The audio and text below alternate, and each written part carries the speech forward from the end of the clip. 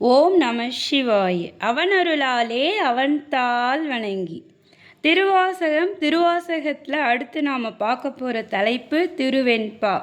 மாணிக்கவாசக பெருமான் திருப்பெருந்துறையில் அருளியது. திருவெண்பான்னா வெண்பா பாடல்கள், யாப்பில் அமையப்பெற்ற 10 பாடல்கள். திரு என்பது சிறப்பு அடைமொழி, அதனால் திருவெண்பா.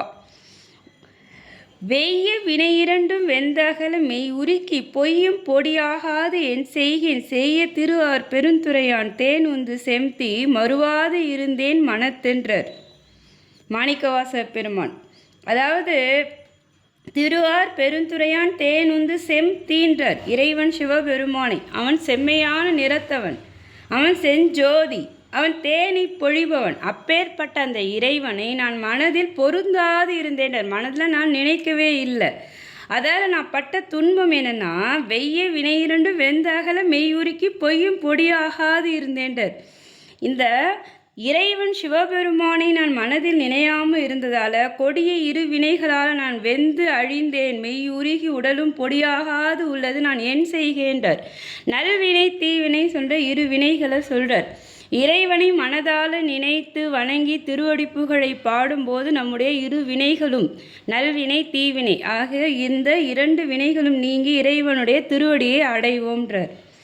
ஆர்க்கோ அரற்றுகோ ஆடுகோ பாடுகோ பார்க்கோ பரம பரணே என் செய்கேன் தீர்ப்பு அறிய ஆனந்தம் மாலேற்றும் அத்தன் பெருந்துரையான் நான் என்பர் ஒருவர் தாழ்ந்தென்றார்.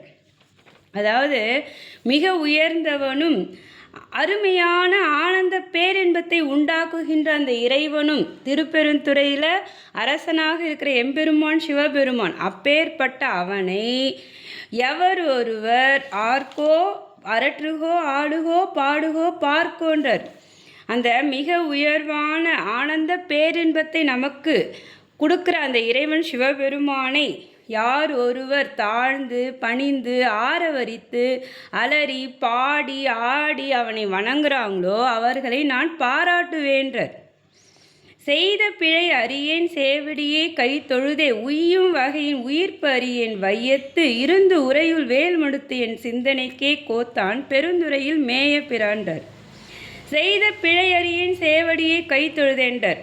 அதாவது இறைவனுடைய திருவடியே நான் நினைக்கல, அந்த உய்யும் வகையை நான் செய்யலன்ற சிவந்த அழகான அந்த திருவடியை கை கூப்பி தொழுது உய்யும் வகையறியாது நான் பிழைத்திடும் வழியை அறியலண்டர். இதால் நான் இறைவனால உரையுள் வேல் மடுத்தேன் சிந்தனைக்கே கோத்தான் பெருந்துறை மேய பிறாண்டார். அந்த திருப்பெருந்துறையில் இருக்கிற சிவபெருமான் நான் அவனுடைய அழகான அந்த செம்மையான திருவடியை நினைத்து வணங்காமல் இருந்தும் அந்த எம்பெருமான் உரையில் இருக்கிற வேளால் என்னுடைய சிந்தனையில் அழுத்தமாக ஏவி விட்டான்றார் மாணிக்கவாசர். அங்கனம் அப்பிரான் செய்ததற்கு பிழையான் அறியேன்றார்.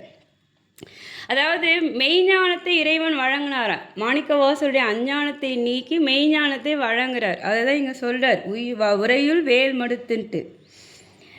முன்னை வினை இரண்டும் வேறறுத்து முன் நின்றான் பின்னை பிறப்பு அறுக்கும் பேராளன் தென்னன் பெருந்துறையில் மேய பெரும் கருணையாளன் வரும் துயரம் தீர்க்கும் மருந்தென்றார்.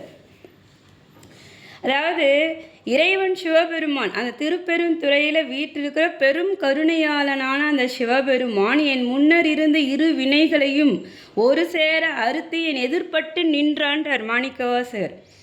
மாணிக்கவாசகர் முன்பு அந்த எம்பெருமான் நின்று அவருடைய இரு வினைகளையும் நல்வினை தீவினைகளையும் அறுத்தான் எதிர்பட்டு. அதால் இனி எனக்கு வரும் பிறப்பும் நீங்குபவனும் பிறவியில் துன்பத்துயரம் துடைத்திடும் பேராளனும் அவனேன்றார். அவனே எனக்கு மருந்துன்றார். கருணையாளன் வரும் துயரம் தீர்க்கும் மருந்துன்றார்.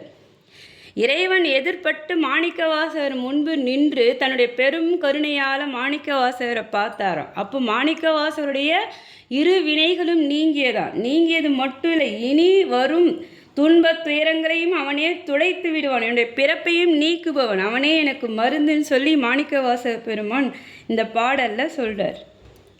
மீண்டும் தொடருவோம். திருச்சிற்றம்பலம்.